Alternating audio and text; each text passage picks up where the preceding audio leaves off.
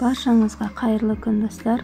Мен бүгін сіздерге осындай дәмді, нәп-нәзік, дәмі тіл үйіретін тәп-тәтті шақшақтың пісірілу жолын көрсететін боламын.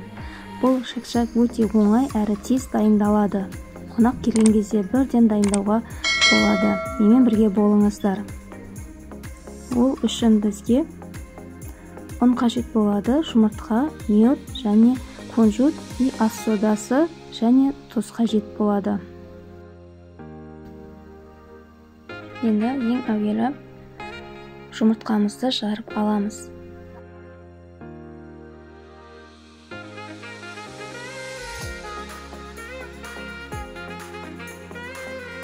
Енді осының үстіне тұзымызды себеміз. Содан кейін ас содасын саламыз.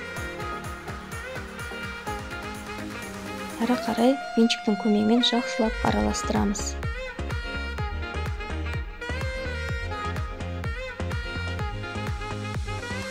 Енді осы жұмыртқамыздың үстіне ұнымызды үшке бөліп саламыз. Ең әуелі лопатканың көмегімен араластырамыз.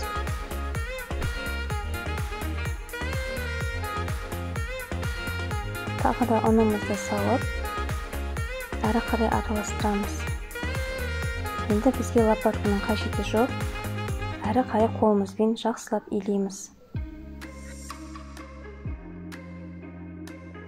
Біздің қамырымыз бірігуі қажет. Міне, біздің қамырымыз осындай әдемі, жұп-жұмсақ болып шығады. Қамырымызды салафанға салып, 10-15 минутқа қойып қоямыз. Оған дейін қызып тұрған ыдысымызға күнжітімізді салып қуырып аламыз. Сол кезде біздің күнжітіміздің иісі, дәмі шақшаққа ерекше дәм береді. Осылайша қызартып аламыз. Біздің күнжітіміз дайын. Енді қамырымызды екі бөлікке бөліп, күршелеп аламыз. Қамырымыздың бір бөлігін салафанға салып алып қоямыз. Бір бөлігін жаямыз. Біздің қамырымыз қатты жұмсақ, қатты қалың да болып кетпеуі керек. Қамырымызды кептіріп алсаңыздар да болады, кептірмей кессеңіздер де болады. Мен біреуін кептірдім. Осылайша 4 бөлікке бөліп, бөліктерге бөліп аламыз.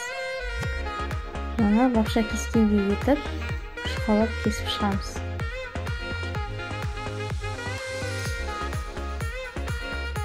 Міне біздің шақшағымыз дайын. Осыны қызып тұрған майға қойып аламыз.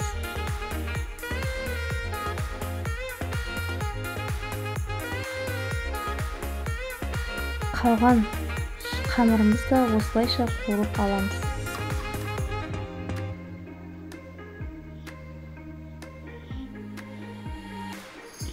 Міне біздің шақшағымыз дайын, оның үстіне күнжітімізді саламыз. Содан кейін медімізді микроволновкаға ысытып алдық. Осы ысыған медімізді құямыз. Осы лопатканың көмегімен жақсылап араластырамыз. Енді пергамент қағазын төсейміз. Оның үстіне осындай 4 бұрышты кольцоға жинайтын боламын. Соның үстіне шақшағымызды салып, лопатканың көмегімен жақсылап тегістеп отырамыз.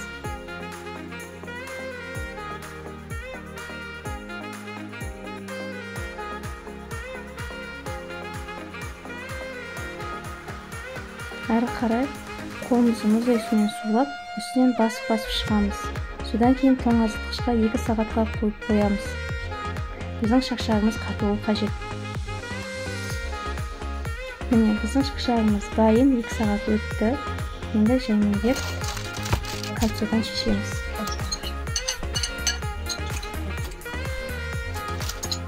Міне, біздің шақшағымыз осындай болып шықты. Әрі қарай пышақпен кесіп, дәмін көретін боламыз қазір. Менімен бірге болыңыздар, аяғына дейін көріңіздер. Сіздерге де ұнайды деген ойдамын.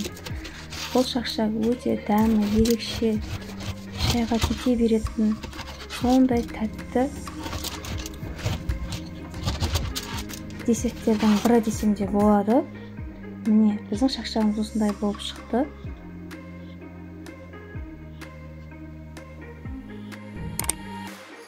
Қазір дәмін көретін боламыз. Дәмі өте енді керемет. Ауызбен айтып жеткізе алмаймын, өздеріңіз жасап көріңіздер. Сіздерге де ұнайды деген ойдамын.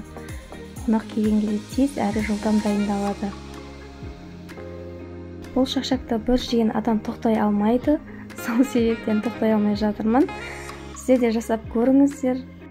Бұл жерде кунжуттың дәмі шақшаққа ерекше сондай дәм беріп тұрады. Дәмі енді айта алмайын жеткізіп сөзбен. Міндетті түрде жасап көріңіздер, сіздерге де ұнайды деген ойдамын. Сіздермен бірге болған ардап, тыңдағандарыңызға рахмет.